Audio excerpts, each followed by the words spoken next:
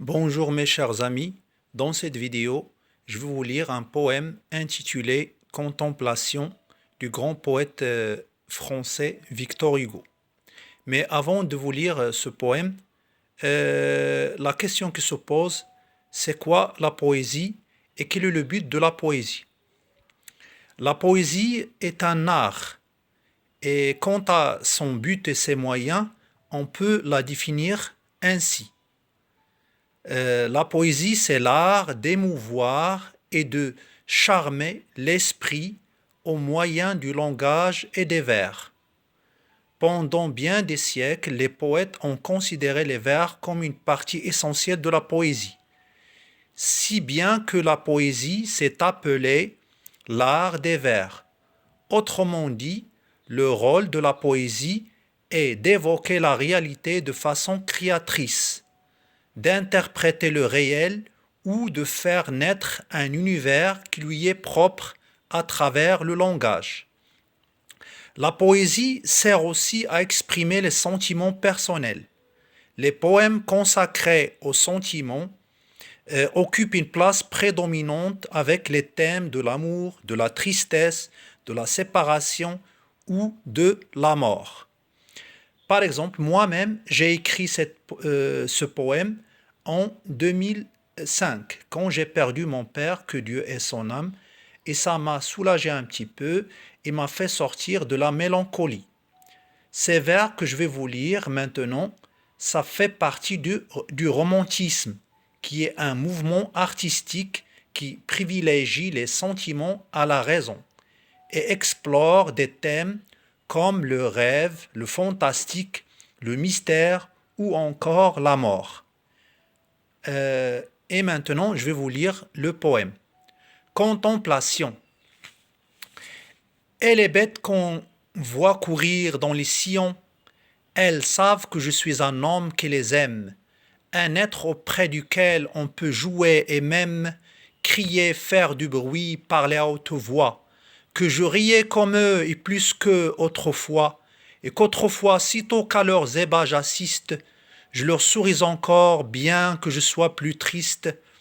Ils disent, doux amis, que je ne sais jamais me fâcher, qu'on amuse avec moi, que je fais des choses en carton, des dessins à la plume, que je raconte à l'heure où la lampe s'allume, oh, des contes charmants qui vous font peur la nuit, et qu'enfin je suis doux, peu fier et fort instruit.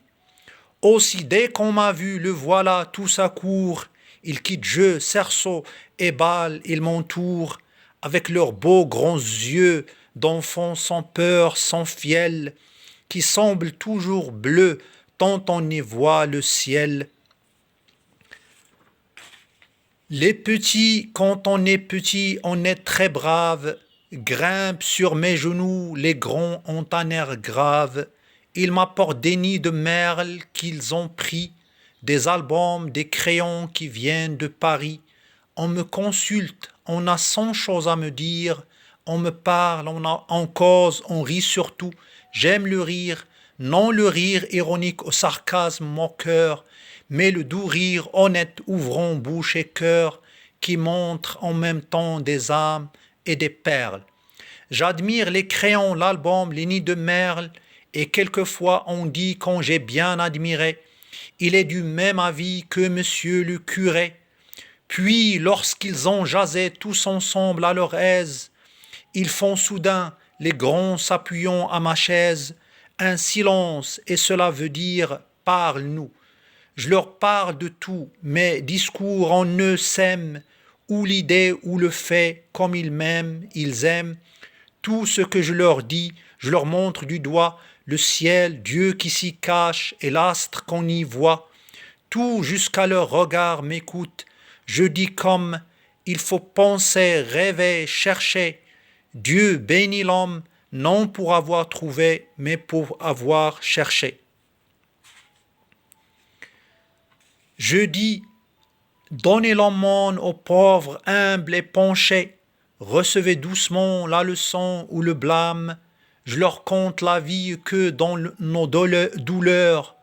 Il faut que la bonté soit au fond de nos pleurs, et que dans nos bonheurs et que dans nos délires, Il faut que la bonté soit au fond de nos rires.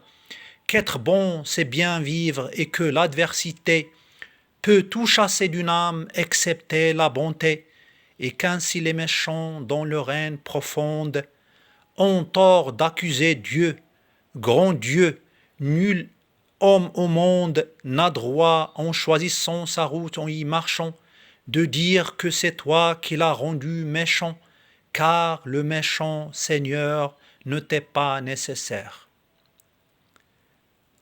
Et voilà les mots expliqués. Si vous voulez les lire, vous mettez en pause la vidéo et vous lisez tranquillement.